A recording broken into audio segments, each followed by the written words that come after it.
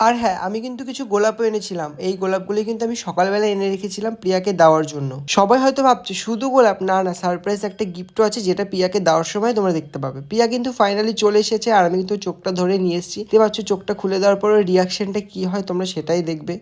1 2 3, happy Valentine's day. Wow, এত সুন্দর একটা সারপ্রাইজ আমি একদমই এক্সপেক্ট করিনি। সারাদিন এত ঘুরে আসার পরে যে মিঠুন আমাকে এরকম একটা সারপ্রাইজ দেবে সেটা সত্যিই আমি আশা করিনি। কেন দেবো না? তুমি সারাটা জীবন আমার পাশে থাকবে, এভাবেই আমাকে ভালোবাসবে, তাহলে আমি তোমার জন্য এতটুকু করতে পারবো না? হয়েছে হয়েছে, অনেক মজনু হওয়া হয়েছে। যাই হোক, সারপ্রাইজটা কিন্তু অনেক সুন্দর ছিল, আমার কিন্তু খুব ভালো লেগেছিল। আর তোমাদের কেমন লাগলো সেটা কিন্তু অবশ্যই কমেন্টে জানিও। প্রতিটা মেয়েই চায় যে তার জীবনে এমন একটি মানুষ থাকুক যে তাকে সবসময় স্পেশাল ফিল করাবে, আর আমি কিন্তু না চাইতেই সেরকম একটা মানুষ পেয়ে গেছি। আমি কিন্তু সত্যিই লাকি যে তোমার মতন একটা মানুষ আমার জীবনে আছে। আর এরপরেই কিন্তু আমি প্রিয়াকে নিয়ে চলে আসি একদম ডেকোরেশনের সামনে। আর এখানে এসে কিন্তু আমি প্রিয়াকে কিছু কথা বলি। আজকে আমি